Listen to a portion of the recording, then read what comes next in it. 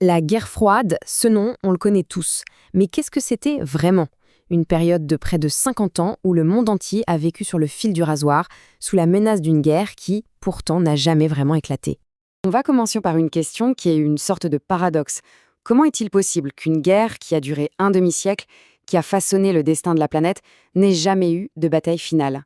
C'est la clé pour tout comprendre. Pour piger cette guerre vraiment pas comme les autres, il faut d'abord revenir en arrière, juste à la fin de la Seconde Guerre mondiale, en 1945. À ce moment-là, la carte du pouvoir mondial est complètement chamboulée. Les anciens empires, comme la France ou le Royaume-Uni, sont à genoux, épuisés par le conflit. Ils laissent un vide immense, et ce vide va être très vite comblé par deux nouveaux géants. Et attention, on ne parle pas juste de grande puissance. Non, le mot n'était même plus assez fort. Il a fallu en inventer un nouveau, superpuissance. Un terme qui apparaît en 1944 et qui décrit une capacité d'influence, planétaire, bien au-delà de tout ce qu'on avait connu. Alors, d'un côté, on a les États-Unis, et là, leur domination est juste écrasante. Pensez-y, c'est la première économie mondiale, ils détiennent les 2/3 de l'or de la planète. Le dollar devient la monnaie de référence. Et cerise sur le gâteau, ils sont les seuls à avoir l'arme atomique, du moins jusqu'en 1949. Et de l'autre côté, l'Union soviétique. Certes, ils ont subi des pertes monstrueuses, mais ils sortent de la guerre avec un prestige immense. Ce sont eux qui ont vaincu le nazisme. Leur armée rouge contrôle toute l'Europe de l'Est. Bref, c'est un colosse militaire, mais aussi et surtout idéologique. Bon, on a donc deux superpuissances, deux idéologies qui s'opposent totalement. La confrontation semble inévitable. Mais alors, pourquoi parle-t-on de guerre froide? D'où vient cette expression? Eh bien, c'est l'écrivain George Orwell qui a eu cette intuition de génie. Dès octobre 1945, il utilise le terme « guerre froide ». Il a tout de suite compris qu'il ne s'agirait pas d'une guerre comme les autres, mais d'un état de tension permanent. C'est ça, le cœur du sujet. C'est une guerre sans déclaration officielle et sans traité de paix pour la conclure. L'affrontement n'est jamais direct, tout se passe par intermédiaire, par des conflits locaux, sur un immense échiquier mondial. Le philosophe Raymond Aron l'a résumé avec une formule devenue célèbre: paix impossible, guerre improbable. Impossible d'avoir la paix à cause des idéologies, mais improbable de se faire la guerre à cause d'un nouveau facteur qui change tout. Et ce facteur, c'est bien sûr l'arme nucléaire. C'est ce qui a créé ce qu'on a appelé l'équilibre de la terreur.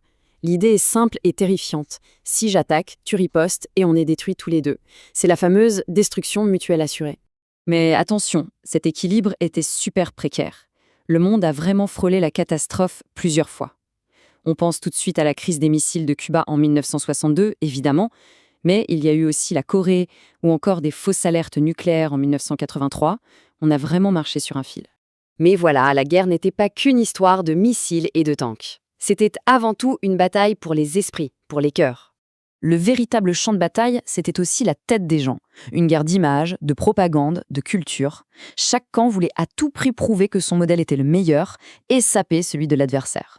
Et pour ça, tous les coups étaient permis.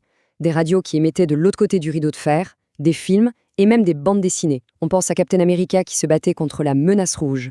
La culture, l'art, tout est devenu une arme. Sauf que, pendant que les deux géants se regardaient en chiens de faïence, une bonne partie du monde a commencé à refuser de simplement choisir un camp. Est-ce que le monde devait vraiment se résumer à ce choix, Washington ou Moscou? De plus en plus de pays ont dit non. Et la belle carte du monde bien divisée en deux a commencé à se complexifier sérieusement.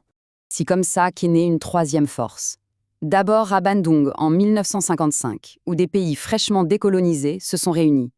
Et puis à Belgrade en 1961, où ils ont officiellement créé le mouvement des non-alignés. Une troisième voie était donc possible. Et les fissures n'apparaissaient pas qu'à l'extérieur. Même à l'intérieur des blocs, ça bougeait. La Chine communiste, par exemple, est devenue la grande rivale de l'URSS. Et côté occidental, la France du général de Gaulle a voulu jouer sa propre partition en se dotant de l'arme nucléaire et en prenant ses distances avec l'OTAN. L'alignement parfait, c'était terminé. Et puis, après presque 50 ans de tension permanente, l'un des deux camps s'est tout simplement effondré. En 1991, l'Union soviétique n'existe plus. Cette fin, aussi soudaine soit-elle, a tout changé. D'un coup, il n'y avait plus d'équilibre. Les États-Unis se sont retrouvés seuls au sommet, sans aucun contrepoids. On a même parlé d'hyperpuissance pour décrire cette situation inédite. Et c'est là tout le paradoxe.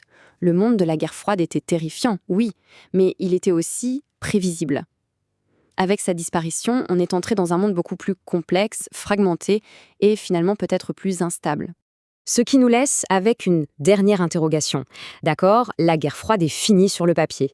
Mais est-ce que les logiques de blocs, de zones d'influence, de lutte de pouvoir, est-ce que tout ça a vraiment disparu ou est-ce que le jeu continue mais avec des règles différentes?